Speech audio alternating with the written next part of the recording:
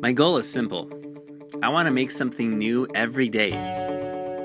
In the past, it's meant student-led documentaries, murals, and coding projects. It's meant building a blogging platform and writing a children's book. It's also meant hanging out with my kids and building pillow forts. See, on some days I make things.